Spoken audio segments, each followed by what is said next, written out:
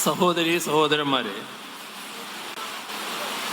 നമുക്കെല്ലാം അതിയായ സന്തോഷം പകരുന്ന ഒരു സായാഹ്നമാണിത്. കാരണം വയനാട് തുരങ്കപാത നിർമ്മാണം ആരംഭിക്കുന്നു എന്നുള്ളത് തന്നെ. ഇവിടെ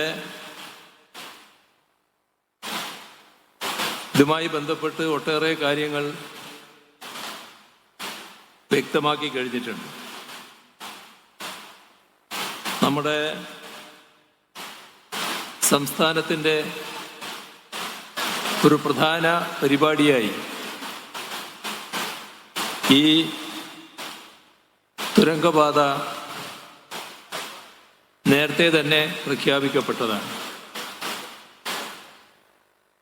2016 അധികാരത്തിൽ വന്ന LDF സർക്കാരിൻ്റെ തുടർച്ചയായി 2021 LDF സർക്കാർ അധികാരത്തിൽ വരുമ്പോൾ 900 വാഗ്ദാനങ്ങളാണ് പ്രകടന പത്രികയിലൂടെ ജനങ്ങളുടെ മുന്നിൽ വെച്ചിരുന്നത്. അതിൽ 33ാമത്തെ ഇനം റോഡ് വികസന പദ്ധതികളായിരുന്നു. ആ കൂട്ടത്തിൽ വയനാട് തുരങ്കപാതയും ഒരു വാഗ്ദാനമായി മുന്നോട്ട് വച്ചിരുന്നു. പല വാഗ്ദാനങ്ങളും കേട്ടുപരിചയമുള്ള നമ്മുടെ സംസ്ഥാനത്തിന്, ജനങ്ങൾക്ക് 2016 ശേഷം നൽകുന്ന വാഗ്ദാനങ്ങൾ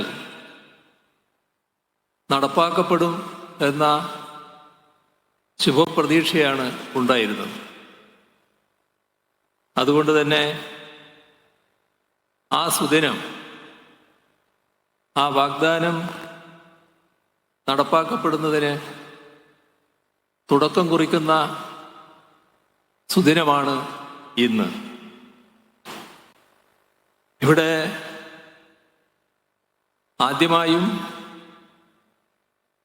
എല്ലാവരുടെയും അനുമതിയോടെ ആനക്കാമ്പൊയിൽ കള്ളാടി മേപ്പാടി ഇരട്ട തുരങ്കപാതയുടെ ഔപചാരികമായ നിർമ്മാണ ഉദ്ഘാടനം നിറഞ്ഞ സന്തോഷത്തോടെ നിർവഹിച്ചതായി പ്രഖ്യാപിക്കട്ടെ. ഈ തുരങ്കപാത പൂർത്തിയാകുമ്പോൾ കേരളത്തിലെ ഏറ്റവും നീളം കൂടിയ തുരങ്കപാതയാകും ഇത്. ഇന്ത്യയിലെ തന്നെ ഏറ്റവും ദൈർഘ്യമുള്ള 3ാമത്തെ തുരങ്കപാതയാകും ഇത്. ഇത് യാഥാർത്ഥ്യമാകുമ്പോൾ ഇവിടെ പ്രസ്താവിച്ചതുപോലെ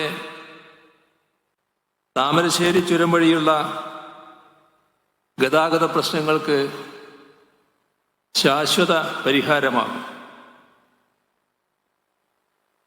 ഒരു പദ്ധതിയുടെ നിർമ്മാണ ഉദ്ഘാടനം എന്നതിലുപരി കേരളത്തിൻ്റെ, വിശേഷിച്ച് മലബാറിൻ്റെ വ്യാപാര, വാണിജ്യ, ടൂറിസം മേഖലകൾക്ക് ഈ പദ്ധതി പുതിയ കുതിപ്പ് നൽകും. അതോടൊപ്പം തന്നെ വയനാട് ജനതയുടെ ദീർഘകാല സ്വപ്നത്തിൻ്റെ സാഫല്യം കൂടിയായി ഇത് മാറുകയാണ്. നാം ചിന്തിക്കേണ്ടത്, ഇത്തരത്തിൽ എത്രയെത്ര സ്വപ്നങ്ങളാണ് കഴിഞ്ഞ കുറച്ച് വർഷങ്ങളായി സഫലീകരിക്കപ്പെട്ടത് എന്നതാണ്.